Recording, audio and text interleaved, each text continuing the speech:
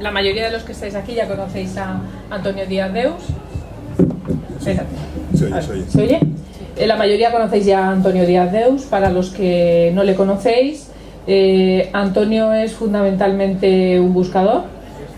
Es un hombre que a pesar de que tiene una formación que diríamos de ciencias, es ingeniero, pero sin embargo nunca se ha conformado con lo que iba encontrando, y bueno, pues lo que ha hecho ha sido precisamente aplicar esa estructura mental de ingeniero, que al final algo queda, pues a todo el mundo del desarrollo personal que él experimentalmente ha estado viviendo durante toda su vida. Se ha cuestionado muchas cosas y lo que ha hecho ha sido meterse hasta el cuello en todas las cosas. Es su tercer libro, quienes le conocéis ya lo sabéis. Tercer libro real, aunque del primer libro hay una segunda versión, hay una versión mejorada, pero es el tercer libro real. Y es un libro muy esperado por muchos que le conocemos y que le seguimos, porque es como la evolución de todo el proceso de coaching, de desarrollo personal y sobre todo de enneagrama, de autoconocimiento y de liderazgo.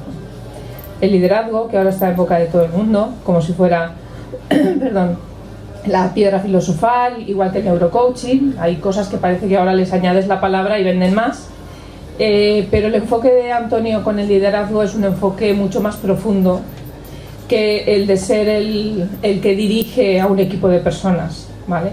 Él tiene un enfoque mucho más profundo que ahora nos hablará respecto a ello.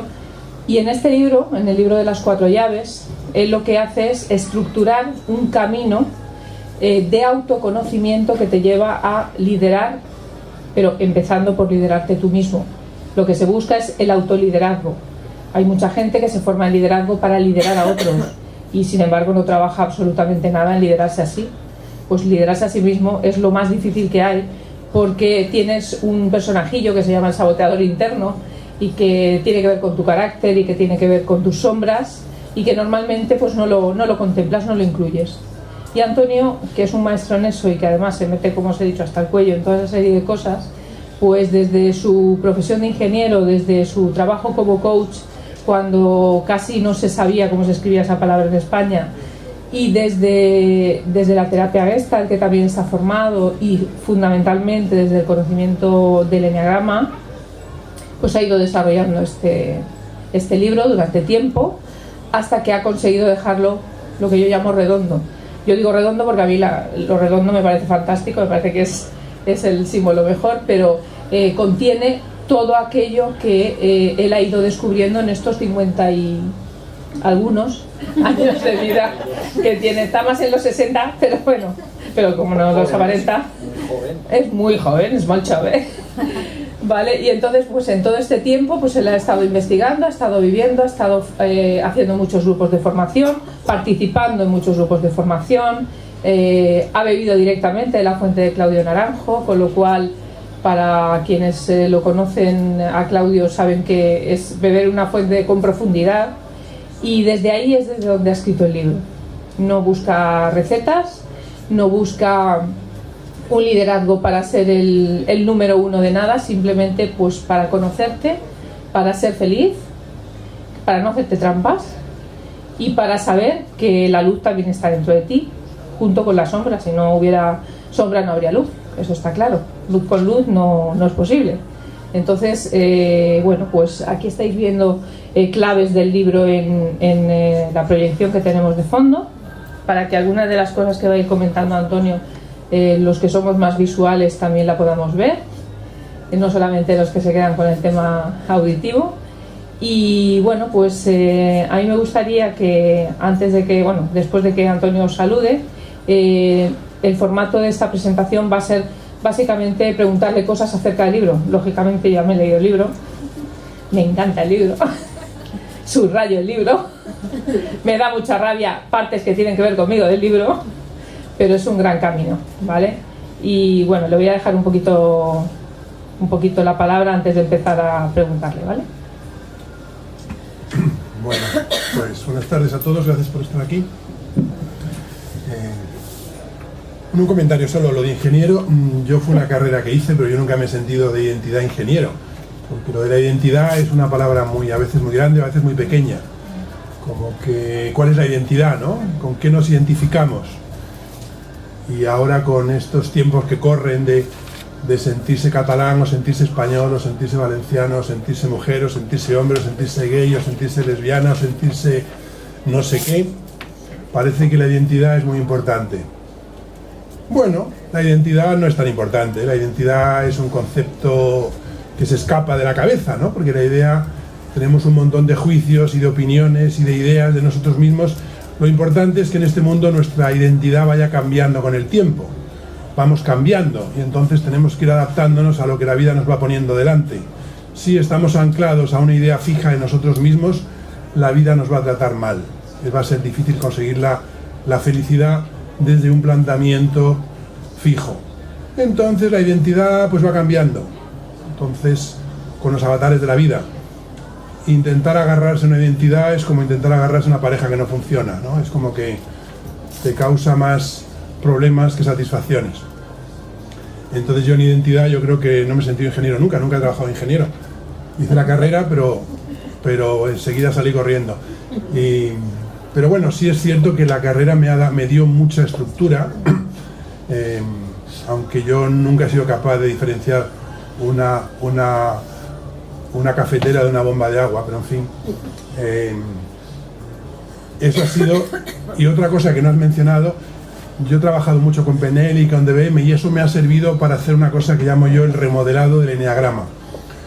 El eneagrama, que yo lo aprendí desde el año 92 con Claudio Naranjo, y luego he trabajado mucho con él.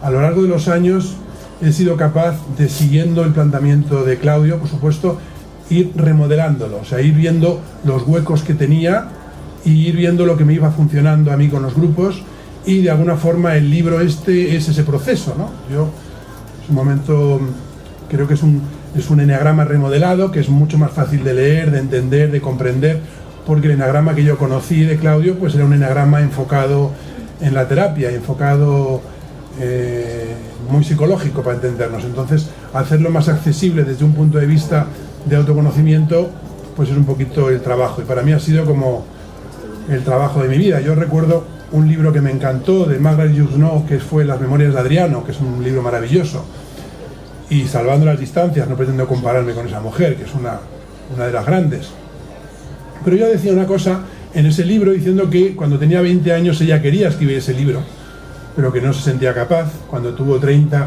quería escribirlo, no se sentía capaz, y lo acabó escribiendo ya de madura, cuando ya tenía la capacidad para escribirlo. Y a mí, salvando las distancias, por supuesto, con esta señora, es un poco lo que me ha pasado con este libro, ¿no? Como que es el libro que siempre he querido escribir y no me he sentido con la suficiente madurez, ni con la gente, ni había trabajado con el número suficiente de gente como para tener información como para hacerlo. Y yo creo que ya lo he conseguido, y entonces me siento súper liberado. Es como, como que ya me puedo morir tranquilo, ¿no? Como que cuando escribes un libro ya no es tuyo, ¿no? Ya está ahí, ya es parte del campo y es parte de la vida. Muy bien. Pues no es ingeniero, pero a mí su parte de ingeniero para entenderlo todo me viene muy bien. Bueno, hay empezando por el principio, empezando por el título del libro, Antonio plantea la palabra liderazgo con un previo que es 4 llaves, como que son 4 llaves que te dan acceso a tener un alto nivel en tu autoliderazgo, a conocerte lo suficiente como para liderarte a ti y ser capaz de liderar a otros de una manera ecológica, no como una apisonadora, porque a veces ahora el liderazgo suena un poco a eso. Y me gustaría, Antonio, que nos contaras qué significa para ti el liderazgo y en qué difiere el liderazgo que tú planteas de la palabra liderazgo conforme se está utilizando en el mundo de la empresa y en un mundo más competitivo. A mí, gracias, Cristina. A mí lo del liderazgo me empezó a llamar mucho la atención con mi segundo libro, de Coaching en el Camino, porque empecé a decir, bueno, ¿qué significa liderazgo, no? Como que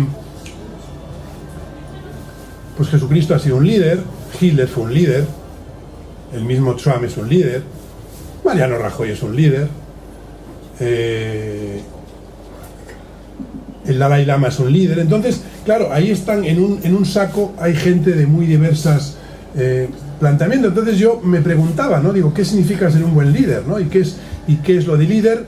Bueno, realmente el liderazgo, entonces hay una cosa que yo observaba, que cuando vas caminando por la calle siempre vas a encontrar a alguien que va delante tuya, pero también vas a encontrar a alguien que va detrás tuya. Claro, si tú te fijas en el que va detrás tuya, tú puedes llegar a sentirte muy empoderado y decir, uy, este me sigue, ¿no? Soy un líder porque tengo un seguidor detrás. Pero si miras al que va delante tuya, resulta que vas tú siguiendo a alguien. Entonces, ahí descubrí una cosa muy interesante, que es que el liderazgo es una polaridad, que está compuesta de dos palabras, que es liderazgo, el líder y el seguidor. Entonces, todo buen líder también es un seguidor, y tiene que seguir algo o alguien. A lo que sigue el líder es a lo que muchas veces no entramos. Estamos hablando de liderazgo, no de gestor. Un gestor es lo que normalmente nos encontramos. El Mariano Rajoy es un gestor, el Schwab es un gestor, son personas que son gestores, pero no son líderes. Y voy a explicarme un poco a qué me refiero con lo de que no son líderes. Volviendo al tema de a quién, qué estás siguiendo o a qué estás siguiendo. Hay personas que siguen una idea religiosa, hay personas que siguen unos principios, hay personas que siguen unos valores, hay personas que siguen el dinero, hay personas que siguen su propio ego, su propia importancia personal, hay personas que siguen, no sé, pero a mí el planteamiento que me gusta hacerme es a quién o a qué sigues. Es una pregunta que yo hago muchas veces cuando trabajo con gente, ¿no? ¿Quién es tu señor o tu señora? Aparte de tu mujer, claro. ¿Quién es tu señor? ¿Ante quién bajas la cabeza en la vida? ¿No? ¿Ante quién te inclinas? Que eso sería a lo que tú estás siguiendo.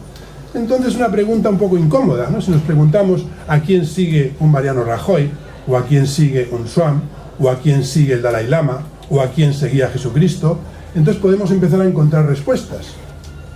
Hay muchas personas que siguen una idea, pero esa idea muchas veces se desmonta. Entonces, eso es el liderazgo que yo me planteo, ¿no? ¿A quién o a qué seguimos?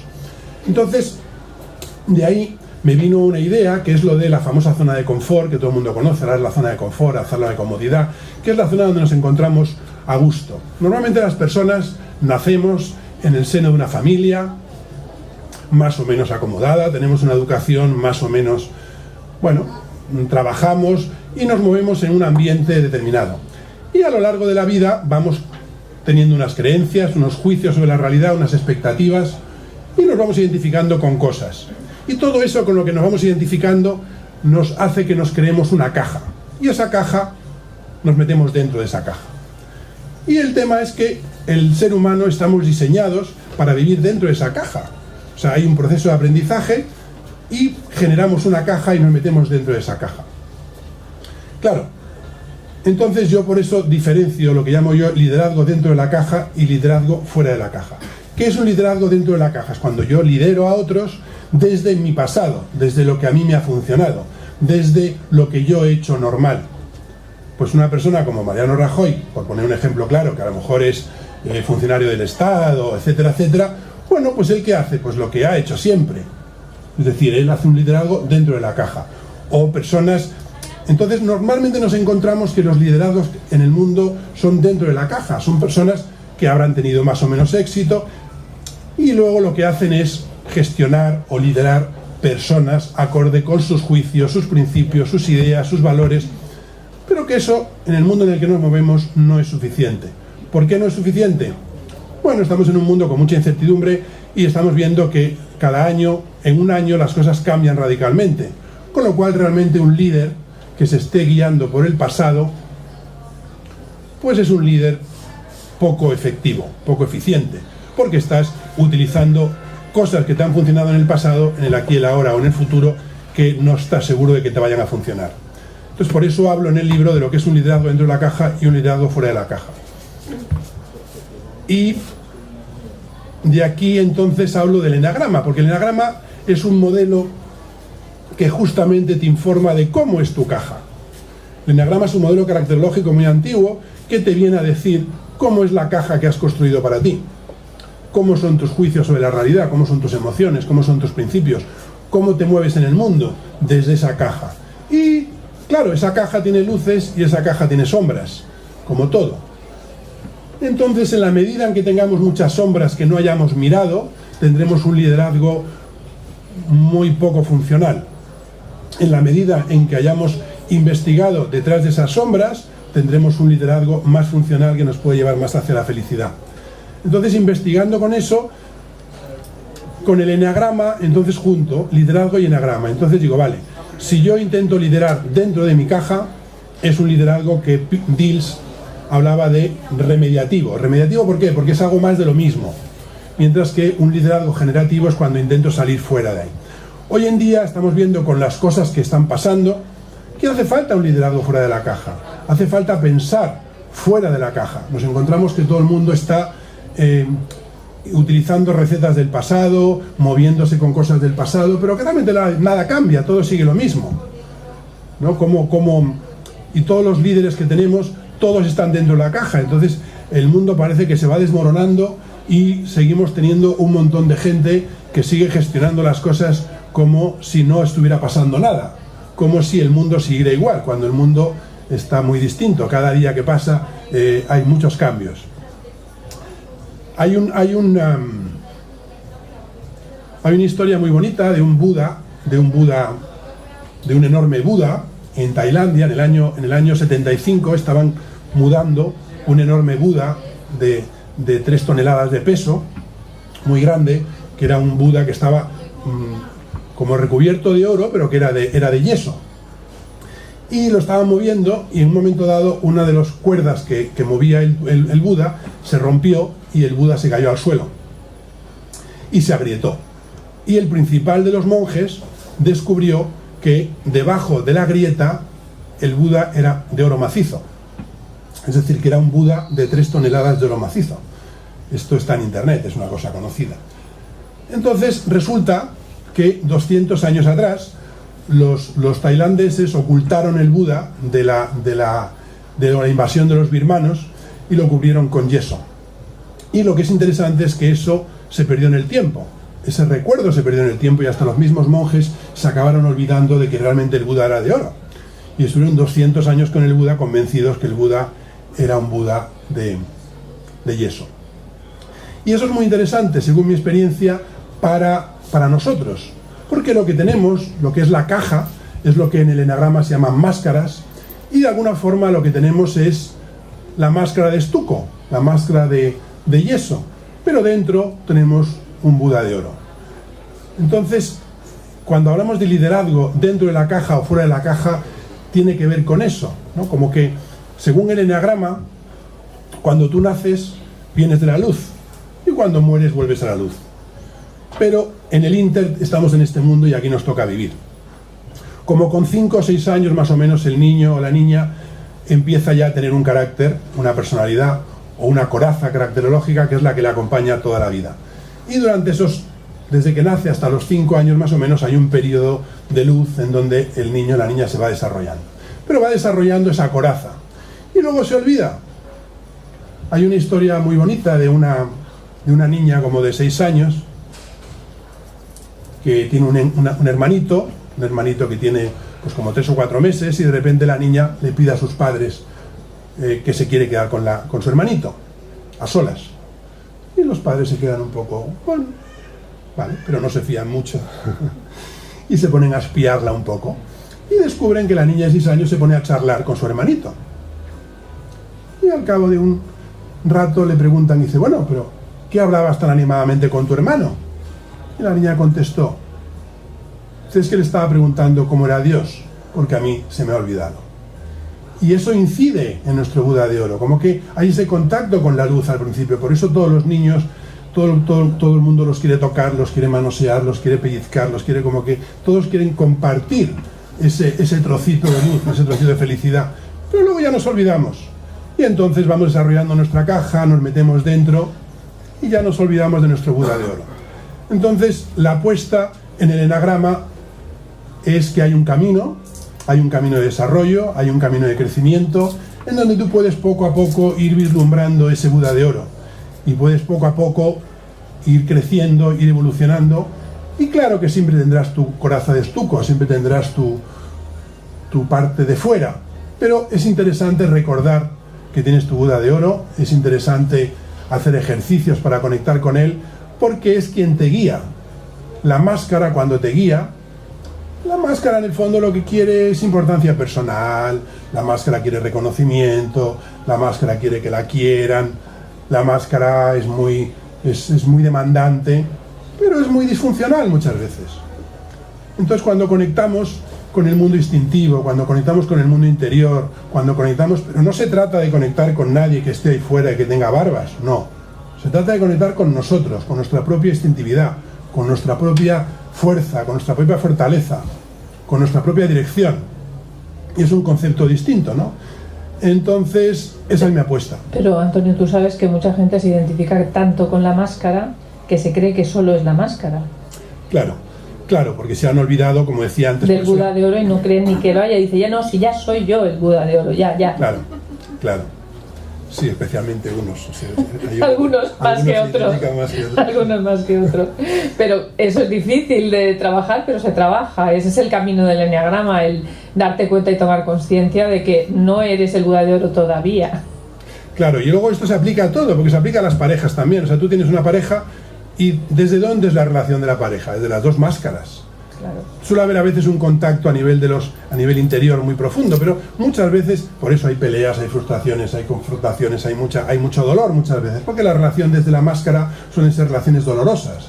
Tú estás buscando que el otro te quiera, el otro está buscando que tú le quieras, ninguno de los dos da su brazo a torcer, hay competitividad, a ver quién es mejor, quién no es mejor. Es decir, muchas veces nos relacionamos con el otro desde la parte oscura de nosotros y no desde la parte luminosa. Y entonces, y con nuestros hijos también nos relacionamos con desde la parte oscura muchas veces, en el trabajo también desde la parte oscura.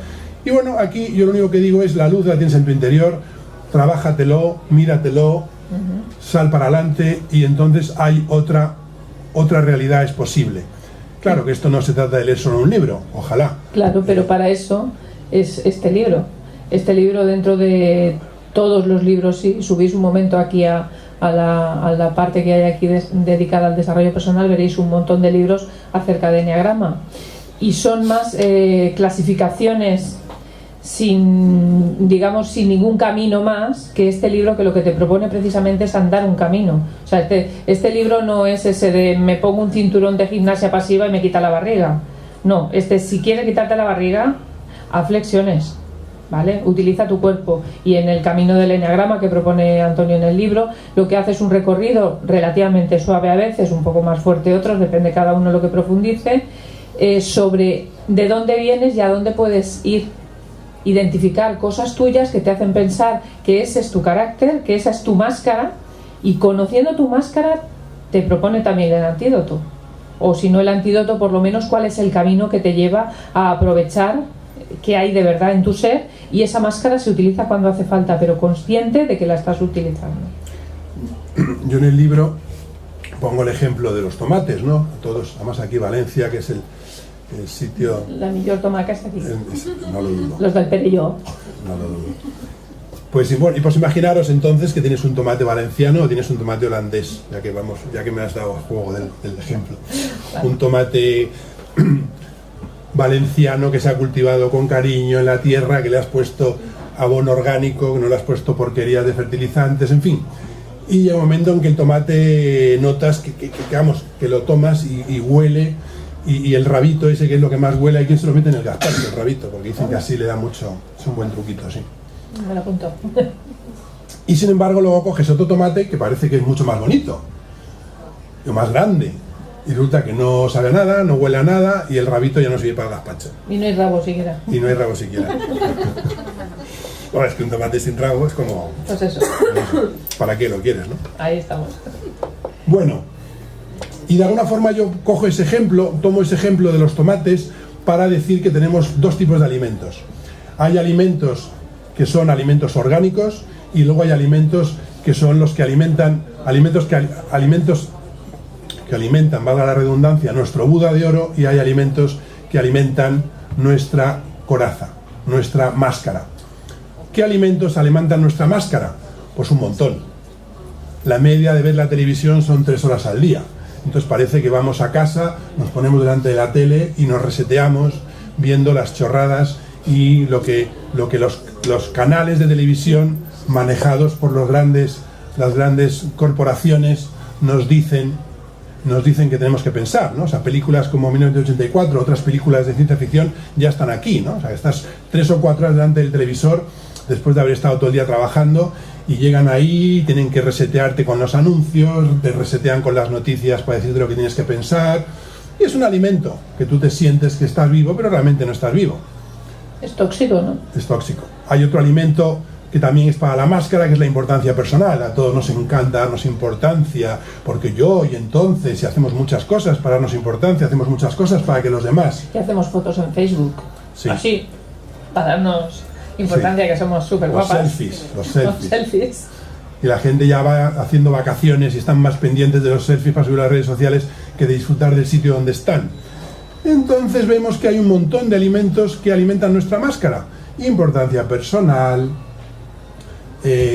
la televisión, no sé qué más se me ocurre. Hombre, pues la imagen, llevar determinadas marcas, determinadas marcas hace que te identifiques con un paquete prestado. O sea, entonces, anuncio de una marca, así soy yo. Y entonces en el libro diferencio entre lo que llamo alimentos que alimentan tu coraza de estuco y alimentos que alimentan tu Buda de oro. Entonces, claro, los alimentos que alimentan nuestro Buda de oro, yo los he dividido en 7, los he seleccionado en 7, y además lo bueno del libro es que yo hablo de alimentos personalizados para cada una de las máscaras. Por lo tanto, si tú eres capaz de descubrir a través del libro qué máscara tienes, también hay test que lo puedes ver en el mercado, de alguna forma ahí tienes tú el camino. O sea, tienes los alimentos orgánicos que te pueden servir para conectar con tu Buda de oro. Y cada uno de los rasgos, cada una de las máscaras tiene su propia alimentación, con lo cual lo que yo estoy ofreciendo en el libro son 7 menús diferenciados, uno para cada máscara, para poder trabajar sobre tu Buda de oro y no tanto sobre tu importancia personal. Y la idea ¿cuál es? Que una vez que trabajas sobre tu Buda de oro, entonces tienes un liderazgo de verdad, entonces estás siguiendo tu propio instinto, estás siguiendo tu ser interior, estás en contacto con tu naturaleza más íntima, y entonces desde ahí es mucho más fácil ser feliz. Desde ahí es mucho más fácil hacer feliz a la gente que te rodea. Desde ahí es mucho más fácil triunfar en tu trabajo. Y en definitiva, y desde ahí es más fácil morirse también. Porque la muerte también está en todos nosotros. Entonces tenemos el contacto con la muerte, ya decía Gurdjieff, que era de las pocas cosas que nos puede hacer conectar con ese Buda de oro. De hecho, mucha gente que tiene experiencias cercanas a la muerte, de repente hablan de que han tenido estados alterados de conciencia, ¿no? Que les han llevado a tener una gran iluminación. Hay un libro interesante de Maslow, el último libro de Maslow, que está publicado en La Llave. A mí me chocó mucho este libro porque Maslow hablaba de las experiencias de Satori. Las experiencias de Satori, para que no os conocéis, en el mundo budista se habla que son pequeñas experiencias como de iluminación. Es como cuando tienes como una especie de insight muy profundo, en donde conectas con algo muy profundo tuyo. No significa exactamente la iluminación, es algo bueno, es una especie de insight, que hay mucha gente que lo ha tenido. Estados alterados de conciencia, para entendernos, en donde tienes una conexión de repente con ese Buda de oro. Esa conexión puede durar 1 millonésima de segundo, pero ya te vale. Y bueno, Maslow lo que defendía en ese libro, Maslow dice que hay 2 tipos de personas. Dice que hay profetas y funcionarios. Entonces dice que viene un profeta con una nueva idea, con un aporte a la vida, y enseguida después vienen un montón de funcionarios que intentan reglar su pensamiento y establecer de alguna forma un pensamiento lineal sobre eso. Jesucristo fue un profeta y todos los que vinieron detrás pues eran los funcionarios que han intentado establecer y estructurar ese pensamiento. Pero claro, ya se pierde la esencia del profeta. Eso pasa con todo. Ha pasado con el coaching también. De repente el coaching viene, de repente genera tal, pero en el momento en que se institucionaliza, en el momento en que hay un montón de gente que se pone a crear ministerios y a crear una caja en donde entonces ya pierde toda la gracia, entonces se convierte en nada, se convierte en algo que no tiene ningún tipo de uso ni de valor, se convierte en algo institucional dentro de la caja y pierde toda capacidad de transformación. Entonces Maslow decía que se habían hecho estudios de las experiencias de Satori entre personas religiosas y entre personas que no eran religiosas. Y paradójicamente, resulta que las personas no religiosas tenían muchas más experiencias de iluminación que las no religiosas. Es interesante, ¿verdad? Eso es fuera de la caja. Claro. ¿Por qué? Pues porque cuando tú estás en una religión, claro, la religión está muy bien para que te dé un planteamiento, pero si tú te lo comes, si te comes todas las ideas como un pavo, pues entonces te has comido las ideas, entonces ya no exploras, ya no vas más allá, ya no investigas, ya no creces, porque te has comido como un pavo todo lo que te han dicho. Entonces, bueno, pues como si te comes como un pavo lo que te cuenta un partido político, lo que te cuenta... No hay que comerse como un pavo nada, ni lo que yo digo tampoco, especialmente lo que yo digo. El libro tampoco, solo hay que leerlo, cada uno...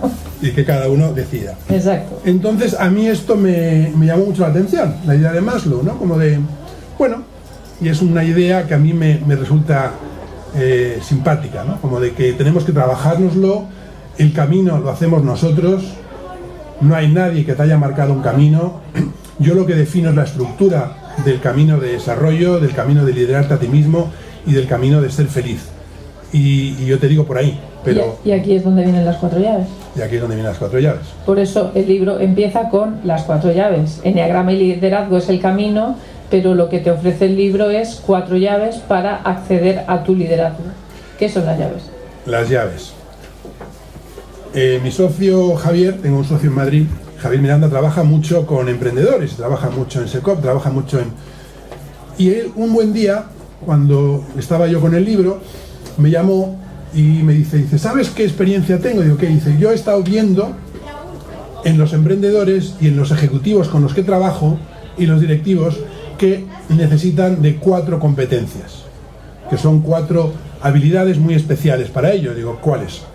Me dice, uno es la confianza, la otra es la iniciativa, la otra es la determinación en la acción y el cuarto es la flexibilidad o la mirada global.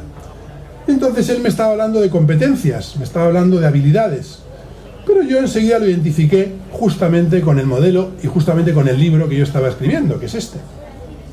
Claro, la confianza, la iniciativa, la determinación y la mirada global son cualidades que tú no tienes dentro de la caja, pero que sí tienes fuera de la caja. La confianza. Cuando tú estás trabajando con tu máscara, con tu coraza de estuco, tú no tienes confianza en la vida. Por eso te agarras a tu máscara. De hecho, la confianza la pierde el niño en cuanto nace. Cuando el niño está en la tripa de mamá, tiene confianza en la vida. Está unida con el cordón umbilical, no tiene frío, no tiene calor. Todo lo que quiere, todo lo que necesita se lo proporciona, de alguna forma, el vientre de su madre. En el momento que nace a la vida, ya pierde esa confianza básica y ya tiene que luchar por sobrevivir. Pero esa confianza la perdemos. Es una confianza básica en la vida. Y andamos luego pululando por ahí sin confianza. Hay mucha gente que dice, yo tengo mucha confianza en mí mismo. Sí, tienes confianza en tu importancia personal, pero no tienes confianza en la vida. Entonces, una cosa que yo descubrí es que a medida que tú vas trabajándote en este mundo, vas trabajándote con los alimentos orgánicos que le sirven a tu máscara, vas ganando confianza en la vida, que es una de las llaves. A medida que vas caminando, vas alcanzando también lo que es la iniciativa. Luego la determinación, que tiene que ver con la acción, y la mirada global. Es decir, que son llaves que tú vas encontrando a lo largo del camino que vas haciendo en tu vida. Y esas llaves son como las pruebas, o sea, como los resultados, como los premios que vas consiguiendo por las pruebas que vas teniendo en la vida.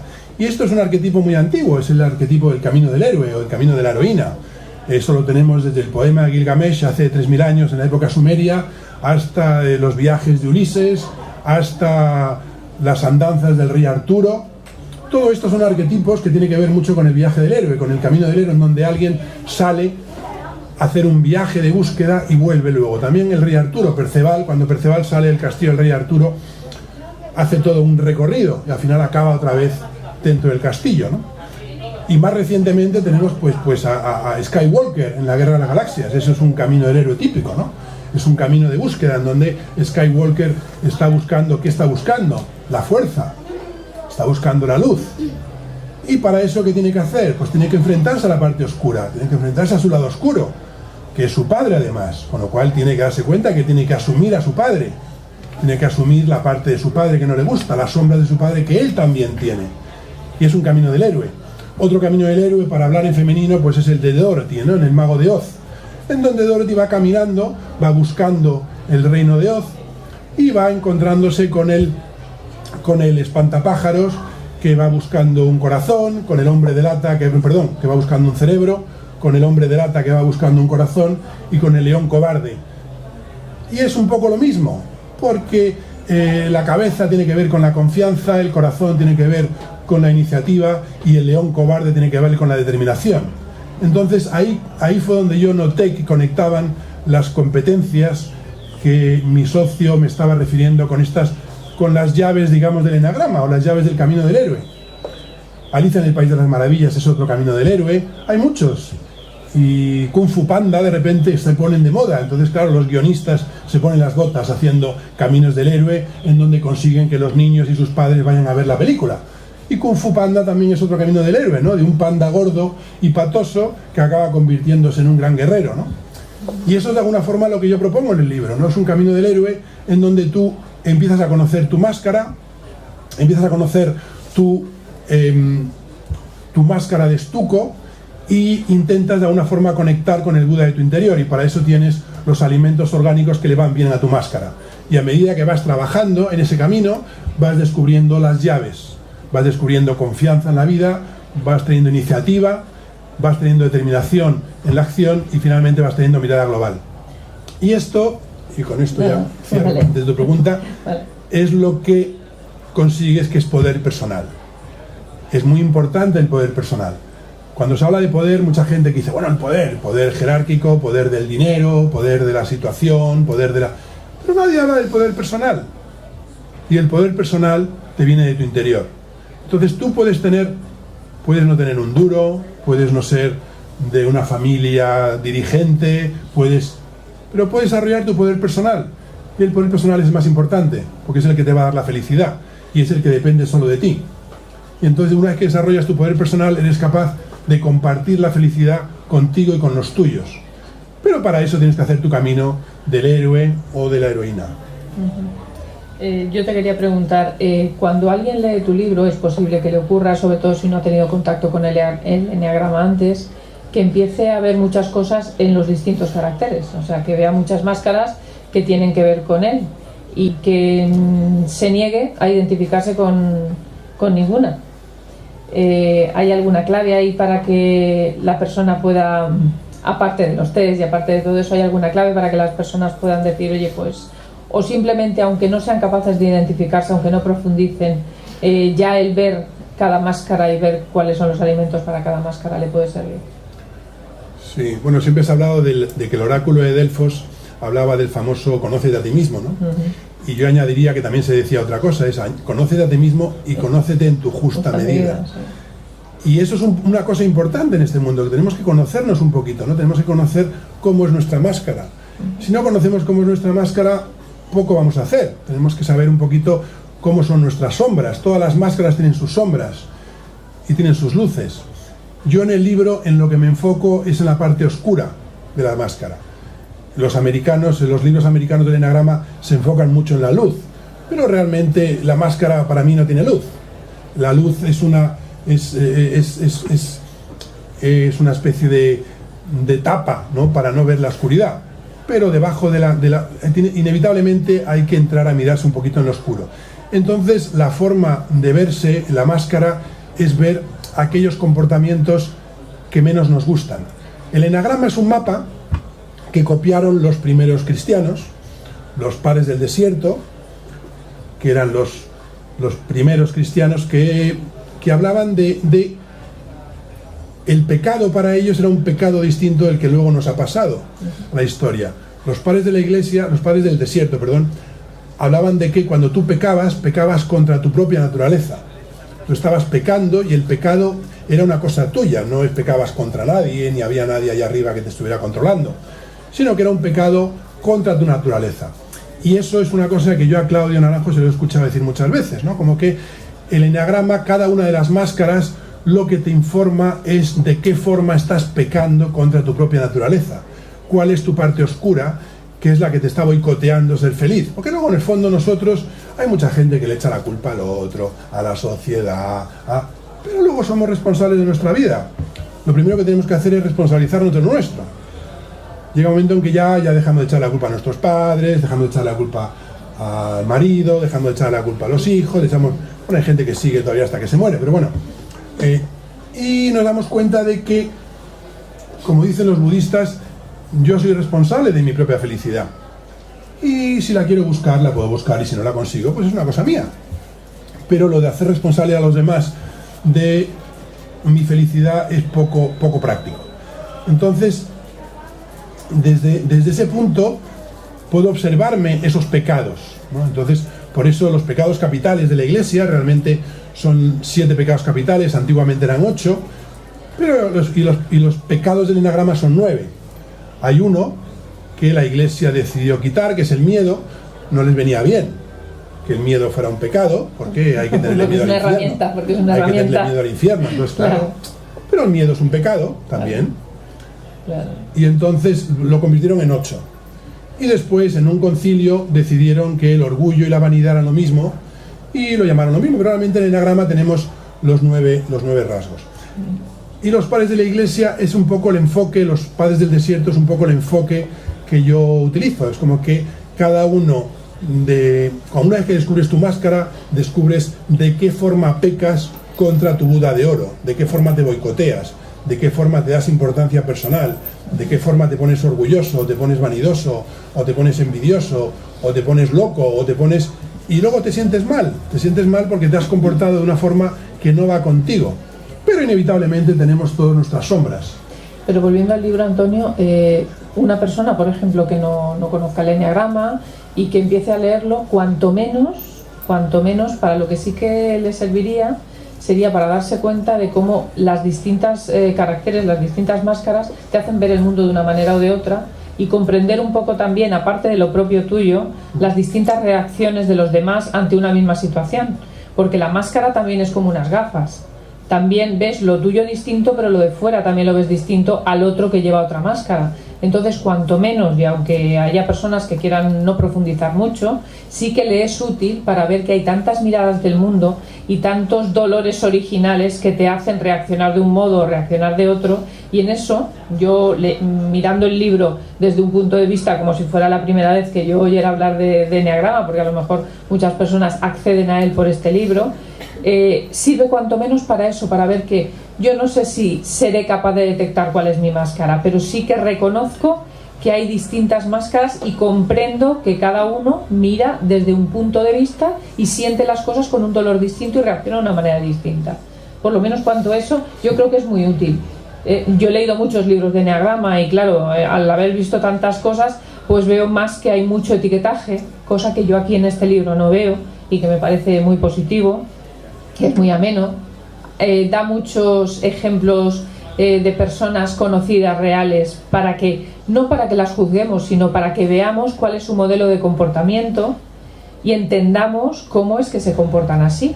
No se trata de juzgarlas. Antes de ir por ahí, se me ha venido la idea, cuando hemos hecho talleres de eneagrama, muchas veces han venido parejas que llevaban juntos 10, 15 años, y ha sido muy bonito ver cómo salían normalmente del taller siempre cogidos de la mano, ¿no?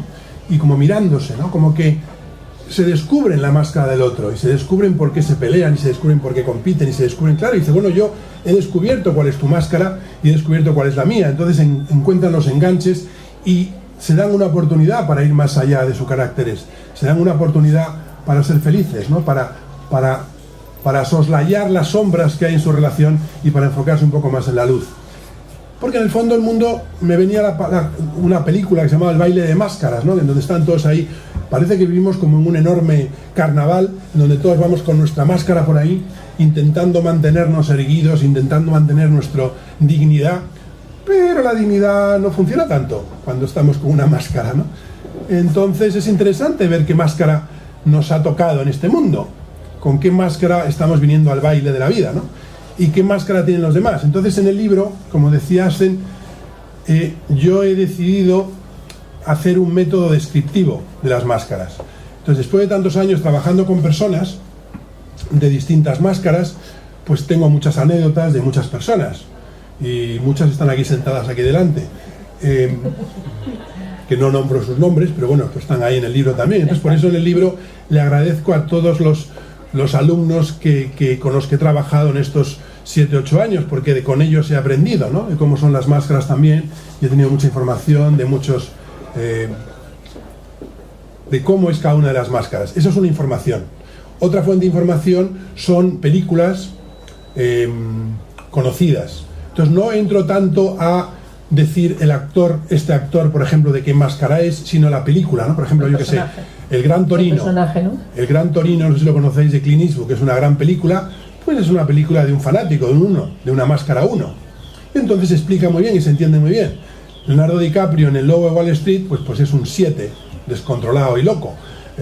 No sé, entonces con muchas películas, en Juego de Tronos se juegan muy bien también los caracteres, las máscaras que tiene cada uno de los personajes. Entonces claro, cuando el lector se pone a leer experiencias personales mías de trabajo con otras personas, o se pone a leer personajes del cine o de la televisión o de las series, incluso introduzco también biografías, pues Goethe, que era un máscara orgulloso, o yo que sé, Lutero, que era una máscara fanática. Entonces introduzco muchos personajes históricos en donde he indagado un poco en su biografía y en donde de esa forma el lector se encuentra con varias fuentes de información. Se encuentra con fuentes de información de casos reales que he trabajado, se encuentra con fuentes de información en el mundo del cine y de las series, y también se encuentra con personajes históricos y con músicos. Y así tiene que conectar con lo que le resuena y con lo que rechaza, porque hay que dar atención a las dos cosas. Claro, con lo cual es mucho más fácil, cuando tú vas leyendo el libro, que vayas descubriendo quién eres tú, dónde estás tú y dónde están los demás que te rodean. Porque los otros libros de Enneagrama, pues bueno, se ponen a contar cosas y tal, pero es más difícil que tú te sitúes. Sin embargo, de esta forma, primero se hace muy ameno, lees el libro de una forma muy amena, no te sientes un poco abrumado con tanta información, y se hace muy ameno, vas viendo a los demás, y no se hace con el ánimo de etiquetar a nadie, sino se hace con el ánimo de que las personas que lean el libro puedan tener más información y se sientan más identificados. Y de la misma manera que puede servirte para ti, puede servirte para acompañar a los demás sin juzgarlos, sino entendiendo que son como son y que tienen su camino y que decidirán ir hacia su Buda de oro o no, pero si se compran el libro o si hacen el taller, pues seguramente encuentren el Buda de oro.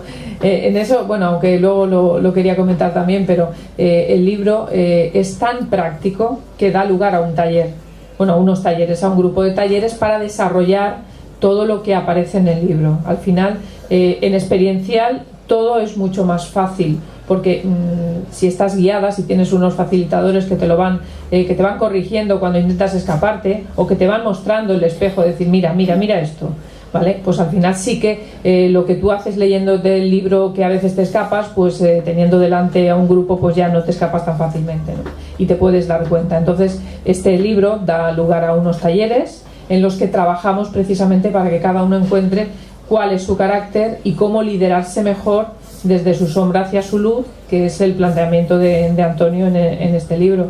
Y bueno, pues son unos talleres que tenemos la suerte de poder hacer aquí en Valencia, además de en Madrid. Yo me lo traigo de la oreja a Antonio, y aquí en Valencia, que estamos ahí al lado del mar, pues consigo corromperle con el mar para que hagamos los talleres aquí, ¿no? Y en esos talleres se va a trabajar precisamente para que cada uno descubra su máscara, y sobre todo para que cada uno haga el recorrido y gane esa confianza, esa iniciativa, esa determinación y esa flexibilidad de la mirada global, que es muy importante y que hace que vivas la vida con menos tensión, con mucha más tranquilidad, con más felicidad, que seas más ecológico en las decisiones que tomas y que no luches contra el mundo, simplemente participes de él.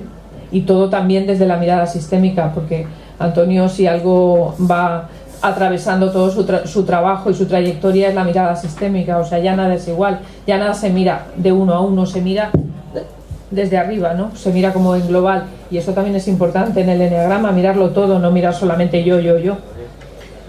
Claro, ver un poco la posición en tu familia y ver dónde estás. Y bueno, el libro también tiene un capítulo dedicado a lo que llamo la pirámide de liderazgo, en donde establezco los dos tipos de liderazgo, lo que es el liderazgo dentro de la caja y lo que es el liderazgo fuera de la caja. ¿Cómo transitamos de un liderazgo dentro de la caja a un liderazgo fuera de la caja? Pues con las 4 llaves. ¿Cómo alcanzamos las 4 llaves? Con los alimentos. Entonces, yo no sé si hablar un poquito de los alimentos, si ya lo podemos dejar aquí o no. Un poquito, sí me gustaría, porque además aquí hay una persona que ha hecho coaching, sí me gustaría marcar la diferencia de esta pirámide de liderazgo, aunque tú luego lo vas a ver en el taller, y es la diferencia que hay entre el coaching remediativo y el coaching generativo, que es la propuesta de Antonio. Indudablemente, para poder pasar de un coaching remediativo, que simplemente es remediar lo que está pasando, a conseguir comportamientos generativos y nuevos en un cliente o en una persona que atiendes, para eso primero tienes que liderarte tú, porque si no, no eres capaz de meterte ahí con el otro, sino que vas a ir solamente a lo que conoces, a lo remediativo.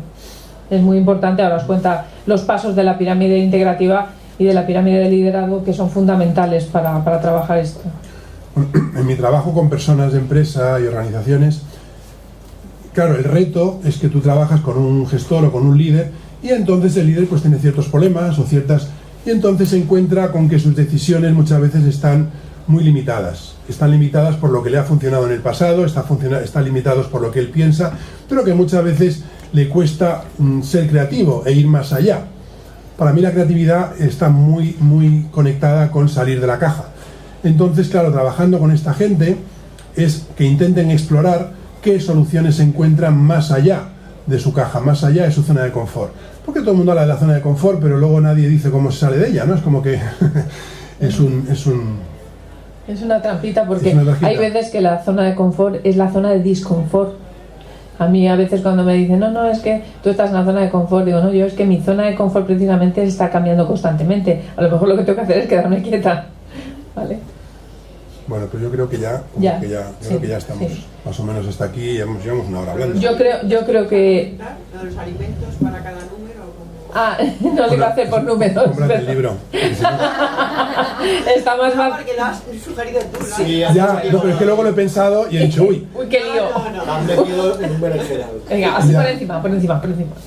Dales una degustación por encima. Bueno, de los alimentos hay 3 o 4 que ya son parte del enagrama. O sea, yo el enagrama que conocí de Claudio Naranjo, y que viene también de Gurdjieff y viene del Cuarto Camino, ya habla Gurdjieff de varias cosas que yo incluyo, que por supuesto que no son mías, pero luego hay otras que sí son más que mías, son producto del trabajo que he tenido con mucha gente.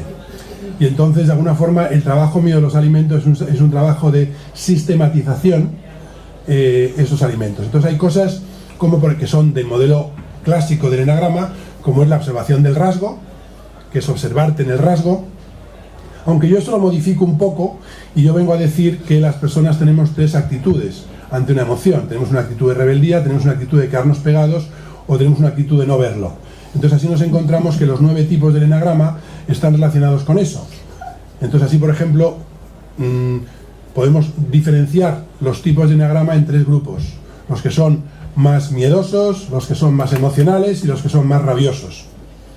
Los miedosos, hay 3 tipos de miedosos. Hay el miedoso, el que huye del miedo, que sería el 7, que es el rebelde ante el miedo, el que se queda pegado con el miedo, que es el 6, y el que no lo ve o no lo mira y no le viene bien, que es el 5. En el lado de la derecha, que son los emocionales, igual, nos podemos encontrar con que los emocionales, hay un emocional que huye ante la carencia, ante la tristeza, ante el dolor, que es el 2, que es el orgulloso, luego hay otro que se queda pegado, que es el 4, y luego hay otro que hace como que no existen las emociones, que es el 3. Y en los de arriba igual. Nos encontramos con la rabia, pero hay uno que huye de la rabia, que es el 1, hay otro que no la ve, que es el 9, y hay otro que se queda pegado con la rabia, que es el 8. Esto, que es un modelo propio... Claro.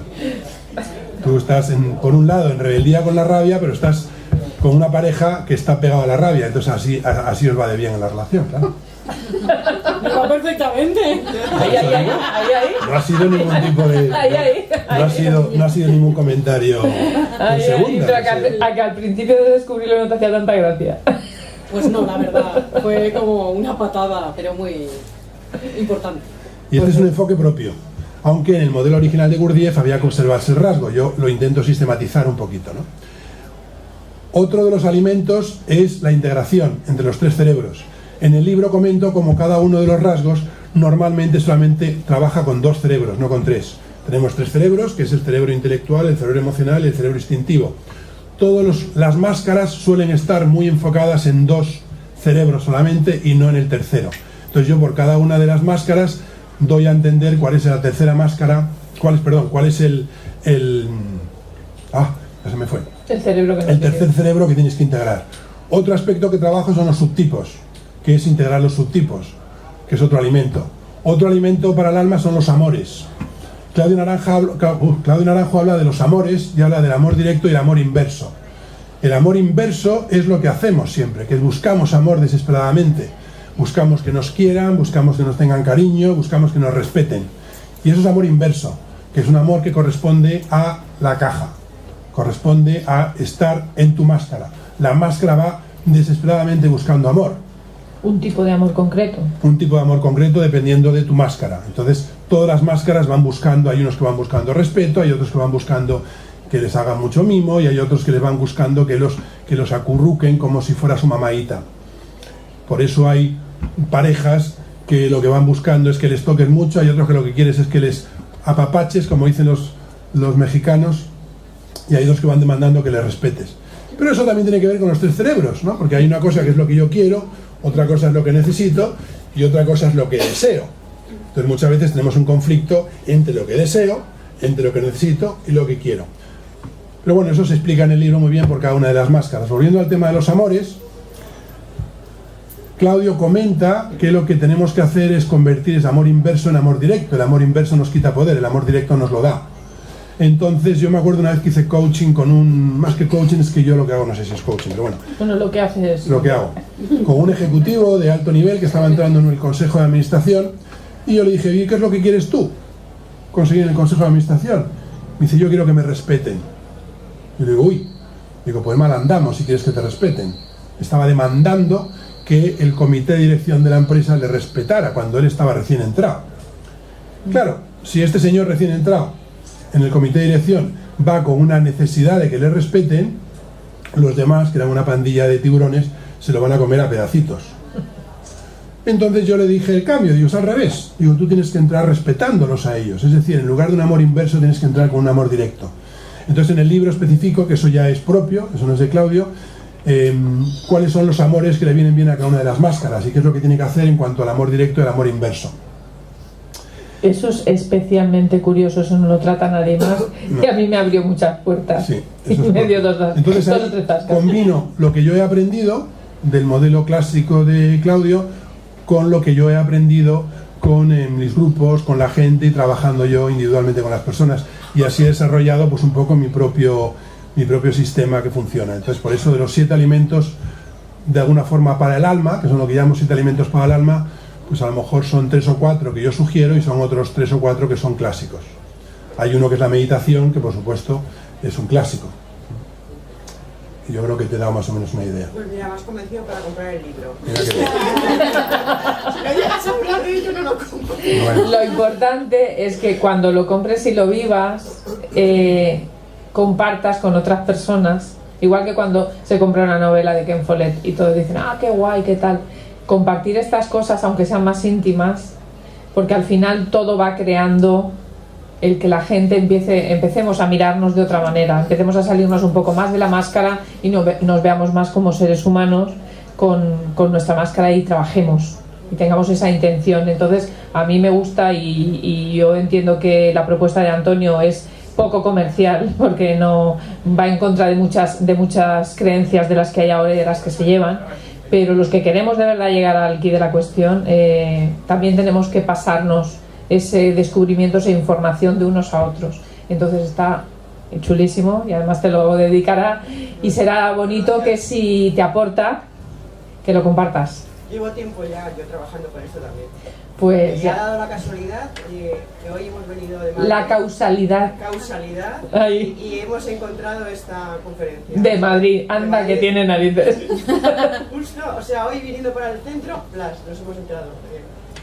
Tenía que estar aquí, claro. Sí, fíjate. Y él ha venido de Madrid también. Cuando empiezan a trabajarte por dentro, el Buda de Oro, una de las cosas que empiezan a ocurrir son sincronicidades. Sí, ya lo he experimentado ya. Sí. Sí. Entonces, claro, entonces cuando yo siempre digo que cuando tú vas andando por la calle, de repente te encuentras un compañero del colegio que hace 30 años que no lo has visto, vete a tomarte un café con él porque ahí tiene que haber algo, claro, algo hay. Siempre las sincronicidades hay que atenderlas. Y si no las atiendes, es un pecado. O sea, hay que atender las sincronicidades. Son alegrías que te pone la vida, ¿no? A mí me hacía gracia Matrix, que también es otro camino del héroe, ¿no? Cuando hay sincronicidades, ¿no? Se dan cuenta de que están entrando los otros. O sea que el tema de la sincronicidad, bueno, ya lo dijo Jung, ¿no? La sincronicidad es como un contacto en otro nivel de conciencia, ¿no? Y bueno, y está muy bien. Son cosas que están ahí. Sí, parece magia, pero bueno, son cosas que no estamos habituados, pero bueno. Exacto, que no estamos habituados. Bueno, es magia, pero bueno, están ahí, pero claro, en otro... Yo siempre he dicho que primero apareció Newton con la fuerza igual a masa por aceleración, entonces Newton era el rey, hasta que vino Einstein, entonces sacó la fuerza de gravitación universal y luego vendrá otro, y en fin, que siempre intentas establecer un acuerdo con la realidad, pero la realidad es muy compleja. Entonces, el que pretenda... Yo me acuerdo, Stephen Hawking decía que su gran ilusión en la vida era comprender todo el universo. Yo digo, vale que eres un 5 introvertido y que quieras entender el universo, pero macho, eso se me hace un poquito patológico. Se me hace un poco arrogante, ¿no? Pero bueno, cada uno con su máscara. Con su cosa. Muy bien, pues vamos a dejarlo aquí. Antonio, quien quiera llevarse el libro antes de pasar por caja, pues puede pasar por aquí para que él se lo dedique.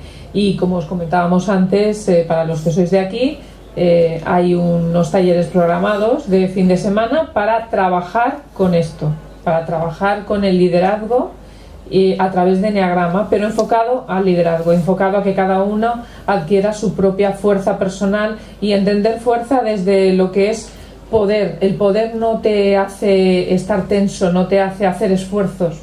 El poder es cuando te sale la energía natural, el máximo que tienes sin necesidad de hacer esfuerzos. Eso es lo que busca este programa, que cada uno acceda a su auténtico poder personal. Entonces, pues le agradecemos muchísimo a Antonio que se venga de Madrid en este puente para acompañarnos, a vosotros por estar aquí, a la FNAC por habernos dejado el espacio. Y bueno, pues esto es todo, amigos. ¿Una pregunta? No se me ocurrió que podía haber una pregunta. Hola. Bueno, gracias por la exposición. Y yo sí que tengo tu libro para que me lo firmes. Claro. Te quería preguntar, ¿los talleres que ha salido en la diapositiva que van a ver, ¿se pueden hacer sueltos o están relacionados los tres y hay que hacerlos por orden? ¿Cómo funciona? Contesta el tuyo.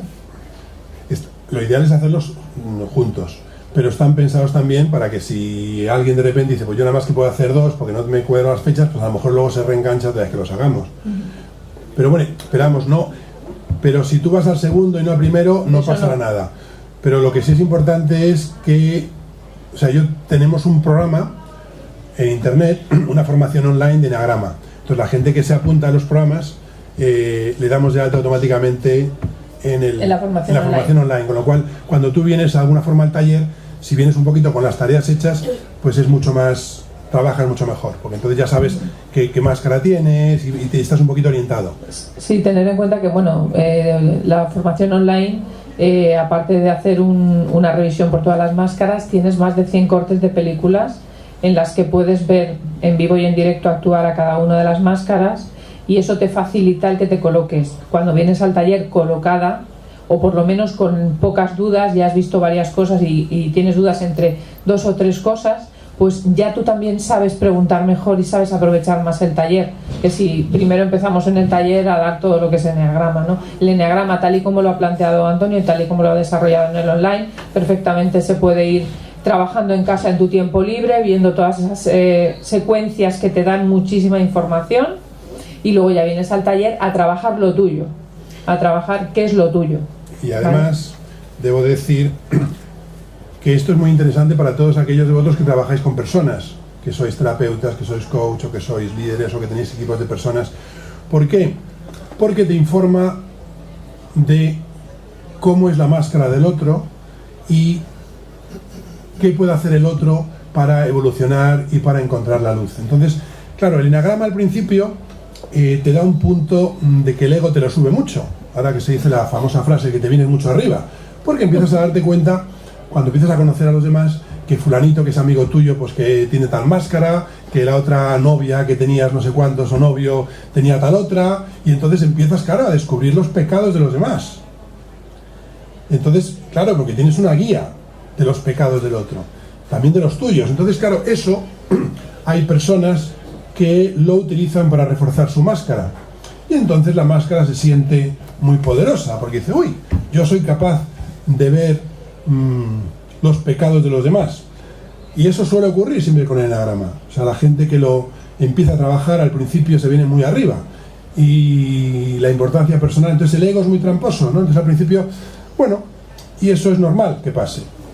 Lo que pasa es que lo que es interesante es que tú te trabajes primero lo tuyo, y a medida que tú te vas trabajando y vas descubriendo el Buda de oro, vas descubriendo el Buda de oro de los demás. Y ya no lo haces desde una posición de yo sé lo que a ti te pasa y yo sé cuál es tu pecado, sino desde un punto de vista de compasión, de tú sabes cuál es tu pecado y sabes cuál es el pecado del otro, y somos todos pecadores. Aunque suena un poco raro. Entender pecado que no tiene nada que ver con... Entonces, claro, empiezas a ver a las personas más allá y empiezas a verlos por dentro, y entonces empiezas a darte cuenta de los destinos de los demás y empiezas a respetar mucho más a la gente, ¿no? Y es un proceso muy bonito, ¿no? De ir encontrando tu propia luz y la de los demás. Aunque sí es cierto que al principio te pone un poquito así como muy en el ego cuando empiezas a descubrir a los demás, ¿no? Entonces cuando llegas a tu casa, a tu marido, ¡ay, pero es lo que te pasa! Ya sé por qué tal, y ya sé por qué cual. Luego eso no se hace. Pero, o cuando de repente hay 2 o 3 que se ponen ahí a charlar en un café con uno que no conoce el enagrama y se ponen a decirle cuál es la máscara que tiene, que también es otro ataque de arrogancia. En fin, ese tipo de cosas hay que evitarlo porque no está hecho para eso. No está hecho para eso. Pero sí es cierto que si trabajáis con personas, tienes un guía muy pormenorizada de cómo trabajar con el otro, de qué se puede hacer, qué no se puede hacer. Claro, las guías son como todo, son guías que te indican un poquito el camino, pero luego pues tú tienes que ahí poner lo tuyo y poner tu experiencia y poner tu saber hacer. Sí, es bueno, es un mundazo ahí para hacer un taller, sino 25.000, pero lo que ha dicho Antonio con respecto a tu pregunta, pues indudablemente los 3 que hemos planteado son muy completos para que salgas chutada, pero si no puedes asistir, pues aprovecha los que puedas asistir. El tema es que hagas los deberes antes, si quieres venir, que te hagas tu online, que te generes todas las dudas que haga falta, que seas honesta y seas capaz de exponerlas, porque si no, no vas a llevarte nada, si intentas proteger no sé qué. Y oye, si es uno, como si son los 3, tú mismo. Gracias. Ay, ¿no más? Ya. Yo creo que no puedo más ya con las luces. Sí. Bueno, gracias. Bien, gracias.